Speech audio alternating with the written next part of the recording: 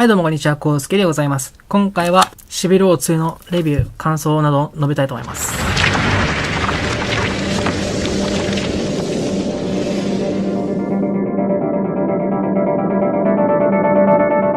別の動画でシビル王2についていろいろ喋ってるんですけど、もう一回説明します。このシビル王2ですが、前作シビル王の続きと言っちゃ続きなんですけど、また別のシビル王です。で、前作っては今年日本で公開されてアメリカでも公開されました。前作で公開されて、バットマン vs スーパーマン、ジャスティスの誕生、意外と面白くなかった映画を超えたシビル王ですが、で、そのね、原作は2006年から2007年にかけて行われたんで、今からちょうど10年前なんですね、原作は。で、10年後に映像化されたんですけど、記念と言っちゃ記念だし、その節目を取ってシビル王2っていうのを作ったと思うんですけど、前回のシビル王は、主にキャプテンアメリカと、アイアンマンが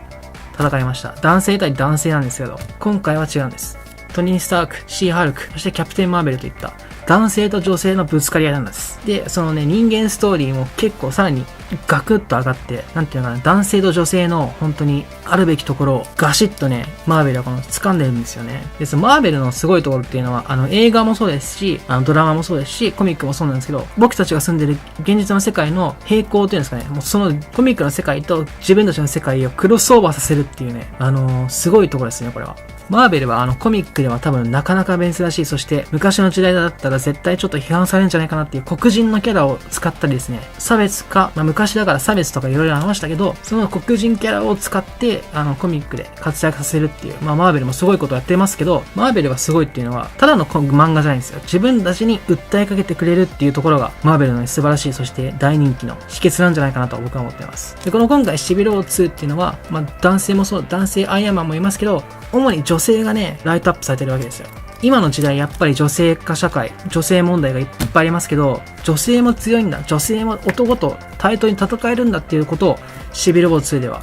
語ってるわけですよ。僕たちに語りかけてくれるんですね。最近はマーベルコミック女性キャラがいっぱいいるんですね。X-Men 192のクローンですね。ウルヴァリン女性型クローンの女性だし、最近だとソウも女性になりましたよね。ハルク、シー・ハルクもいますし、キャプテン・マーベル、そしてミズ・マーベルもいますし、本当にね、マーベルコミックっていうのは女性キャラが結構たくさん今現在は使われてるわけですよ。確かにマーベルコミックの年齢層とか客層を考えたら男性いますけど、女性を取り入れたいっていう一つの策略というか作戦だと思うんですけど、それでも僕の中では女性も対等に戦えるんだっていうところをマーベルは多分言いたいんだなと思いました。前置きはそれぐらいにしておいて、今回シビル王2の第0話の感想とかざっと言っておこうと思います。シビル王2の0話っていうのは大体プレリュード系なんですね。前日章というか、第1話から本作となると思うんですけど、今回の大体の主人公はですね、はい、キャプテン・マーベル、そしてウォーマシーン、そしてシー・ハルク、そしてインヒューマンズなんですね。はい、今回の大体にこの4人が大体5、6ページぐらいに分かれてて結構読みやすかったですね。最初のシーンでこのシー・ハルクが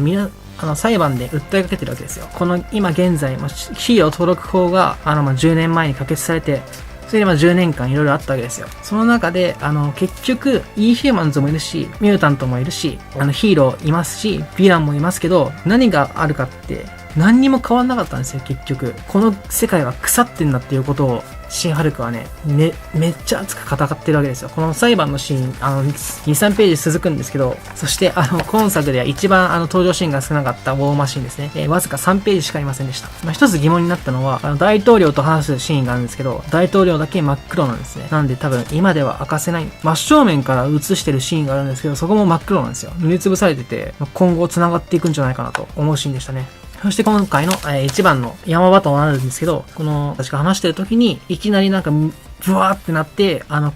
見たらさなぎになってるっていうね、さなぎになってるシーンがあるんですけど、これなんだと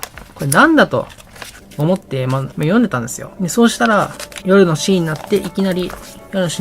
割れるんですね。さなぎの中に入ってた人間たちが出てきて凶暴化する。そして何々ってなってる間、ぶわ、わずか1、2、3コマしかないです。次のページ。何にもなかった。はい。この最後の2、3ページがね、すごい壮絶。そしてコマ割りがすごくて、展開も良くてね、何なんだっていうシーンになってるわけですよ。ざっと第0話こんな感じでした。今回、このシビルウォーっていうのはたくさんの作品とコラボしてます。だいたい3、40作ぐらいとコラボしてるんですけど、この中でウルヴァリンいますし、オールニューウルヴァリン、そしてインビシブルアイロンマン、そしてザ・アルティメッツ、そしてミズ・マーベル。はい。だいたいこの4作品と、今回のゼロ話が、リンクしていると思われます。ということで、ざっとこんな感じで話しましたけど、シビルウォー2、いけない方は店頭で予約とかできますし、Amazon とかでも多分売られると思いますし、ぜひ、早く読みたいなって方は、シビルウォー2の買ってみてください。ということで以上、コウスケのシビルウォー2の、大体見た感想でした。